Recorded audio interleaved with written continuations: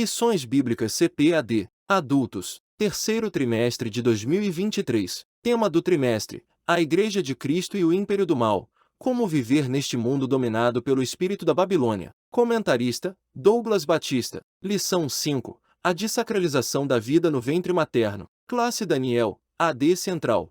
Texto áureo: e eis que em seu ventre conceberás, e darás à luz um filho, e por-lhe-ás o nome de Jesus. Lucas capítulo 1 versículo 31.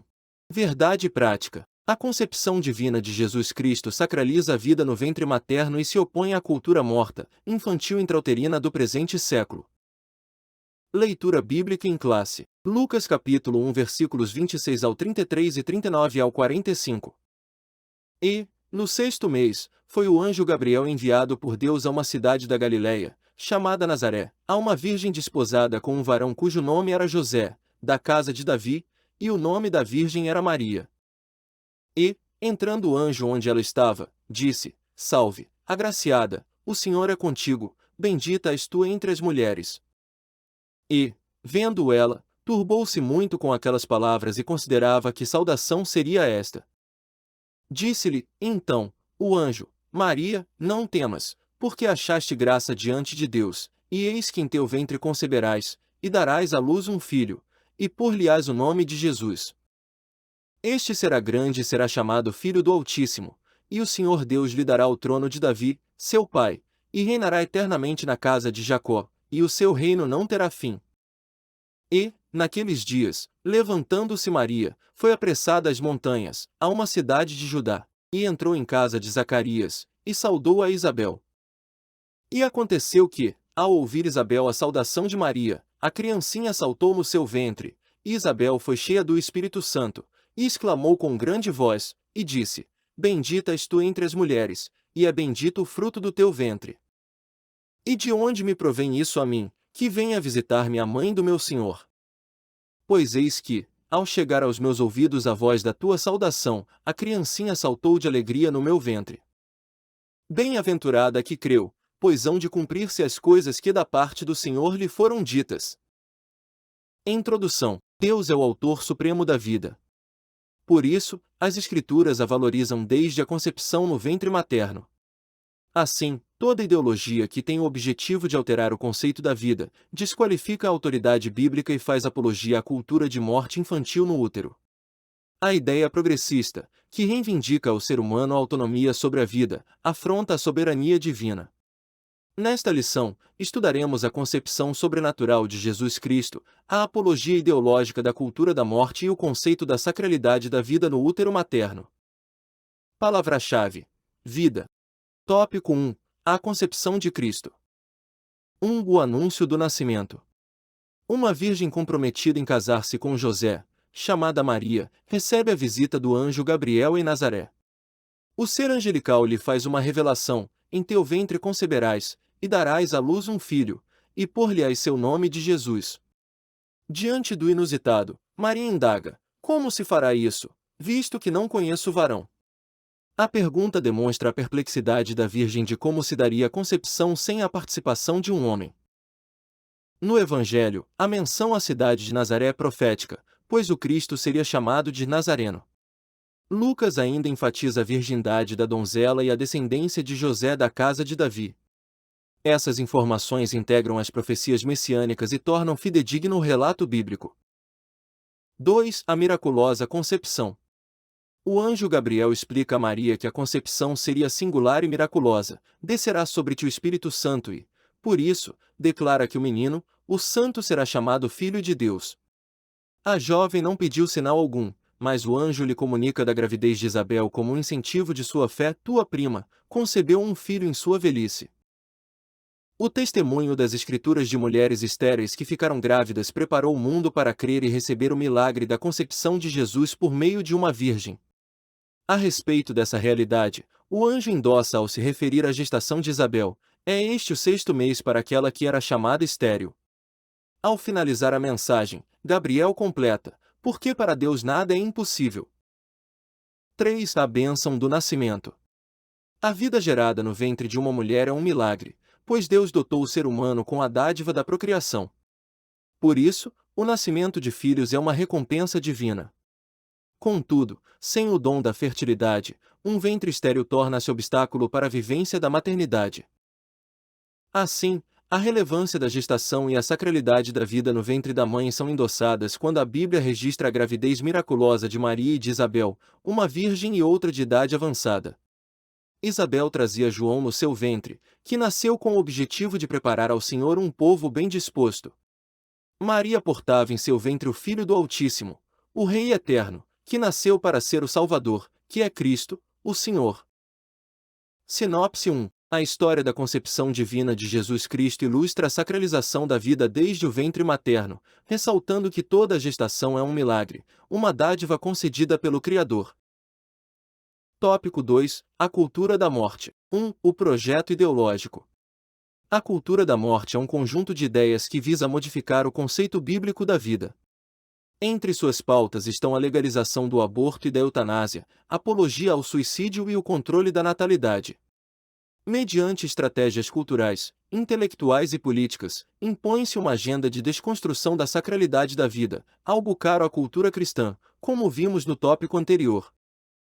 Nesse sentido, estimula-se a eugenia, o descarte do ser humano com alguma má formação ainda no útero materno. A maternidade é depreciada a fim de que a mulher não deseje ser mãe. O conceito de saúde reprodutiva é modificado para justificar o aborto como medida de saúde feminina. O direito à vida no útero é substituído pelo direito incondicional da mulher sobre o próprio corpo, que por meio do aborto decreta a morte do fruto de seu ventre. 2. O direito sobre o corpo. A cultura pós-moderna insiste que é direito do ser humano exercer autonomia sobre o próprio corpo. Essa ideia é de liberdade total ao controle individual sobre a constituição física e o comportamento humano. O slogan "Meu corpo, minhas regras" é utilizado em defesa das liberdades sexuais e reprodutivas, bem como para a escolha de vida ou de morte. Nessa percepção estão os direitos à prostituição, ao aborto, à eutanásia, ao suicídio e outros. Qualquer opinião contrária é considerada violação da liberdade humana. Nesse quesito, as Escrituras asseveram que o corpo deve ser nutrido e respeitado, que, embora livre, o ser humano não tem o direito de profanar o seu corpo, e que a vida só tem sentido quando está sob o domínio de Cristo. 3. A prática do aborto. O aborto é a interrupção do nascimento por meio da morte do embrião ou do feto, é o ato de descontinuar a gestação do ser vivo. O termo gestação vem do latim gestatione e se refere ao tempo em que o embrião fica no útero, desde a concepção até o nascimento. Nesse caso, o aborto pode ser não intencional ou provocado no período de gestação. Na lei mosaica, provocar a interrupção da gravidez da mulher era um ato criminoso. No sexto mandamento, o homem é proibido de matar, o que significa literalmente não assassinar. Os intérpretes do Decálogo concordam que a proibição do aborto está incluída neste mandamento. Assim, quem mata um embrião ou feto atenta contra a dignidade humana e a sacralidade da vida no ventre materno. Sinopse 2. Sob o pretexto da autonomia e deturpação do livre-arbítrio, a cultura de morte se alastra e naturaliza práticas abomináveis à palavra de Deus. Tópico 3. Sacralidade da vida. 1. A vida é inviolável. A vida humana é sagrada, pois ela é um ato criativo de Deus, autor e a fonte originária do fôlego da vida. Nessa perspectiva, o princípio da sacralidade assegura a dignidade da pessoa humana e a inviolabilidade do direito à vida. Portanto, o valor da vida é absoluto e deve se sobrepor a qualquer outro direito ou interesse. Nesse aspecto, o princípio de defesa da vida humana, desde a concepção no útero materno, não pode conter exceções. Somente Deus tem poder sobre a vida e a morte. Em uma sociedade secularizada, o cristão precisa tomar cuidado com o relativismo, não fazer concessões e estar alerta quanto às ações de manipulação de sua consciência e o desrespeito à vida humana. 2. O começo da vida. As Escrituras são incisivas ao afirmarem o início da vida desde a concepção. O profeta Jeremias afirma que a vida tem início na fecundação. O rei Davi corrobora que a pessoa é conhecida e cuidada pelo Senhor desde a concepção. Deus é quem forma ao ser vivo dentro do ventre da mãe. Ainda, o salmista afirma que Deus vê o embrião ainda informe e o ama em todos os processos formativos da vida intrauterina, desde a fecundação até o nascimento e por toda a sua vida.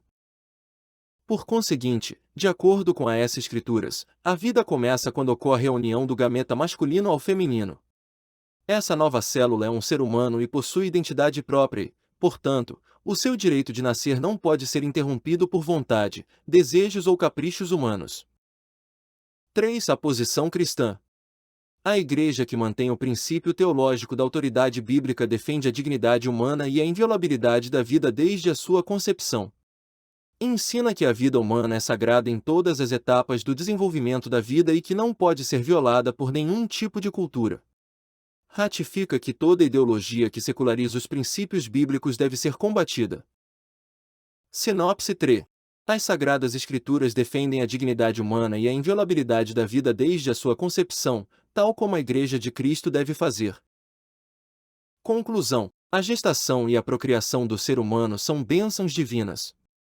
A concepção de Cristo no ventre de uma virgem certifica a sacralidade da vida intrauterina. A interrupção da vida em qualquer fase da gravidez é uma agressão ao direito inviolável de nascer. A valorização da dignidade humana, o direito à vida e o cuidado à pessoa vulnerável são princípios imutáveis do cristianismo bíblico. Acerca do assunto, a Bíblia assegura que Deus é o autor e o detentor da vida humana.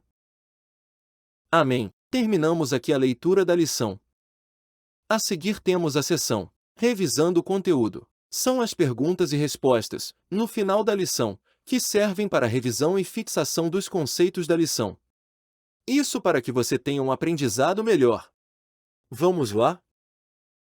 Pergunta 1. De acordo com a lição, o que preparou o mundo para crer e receber o milagre da concepção de Jesus por meio de uma virgem? Resposta: o testemunho das Escrituras de mulheres estéreis que ficaram grávidas. Pergunta 2. De acordo com a lição, o que são endossadas quando a Bíblia registra a gravidez miraculosa de Maria e de Isabel? Resposta: a relevância da gestação e da sacralidade da vida no ventre da mãe. Pergunta 3. Cite as pautas que caracterizam a cultura da morte. Resposta: entre as pautas estão a legalização do aborto e da eutanásia, apologia ao suicídio e o controle da natalidade. Pergunta 4. O que caracteriza o ato de abortar? Resposta: a descontinuidade da gestação do ser vivo. Pergunta 5. O que a Igreja defende quando mantém o princípio teológico de autoridade bíblica? Resposta: a Igreja que mantém o princípio teológico da autoridade bíblica defende a dignidade humana e a inviolabilidade da vida desde a sua concepção. Amém. Parabéns por ouvir o áudio completo da lição. Veja também a nossa playlist Desafio, Leitura da Bíblia em 52 semanas. Você poderá ouvir a leitura da Bíblia completa em um ano, com desafios semanais. Nesse desafio lemos os livros da semana para você. Ao final você terá ouvido a Bíblia completa em um ano. Resultado disso, ricas bênçãos sobre sua vida, sua família e seus empreendimentos. Se você gostou, compartilhe o link dessa leitura da lição com alguém, ou mesmo em grupos de WhatsApp. Assim você estará sendo uma bênção na vida de outras pessoas e também contribuindo para o crescimento de nosso canal. Deus te abençoe, e tenha uma excelente escola bíblica dominical.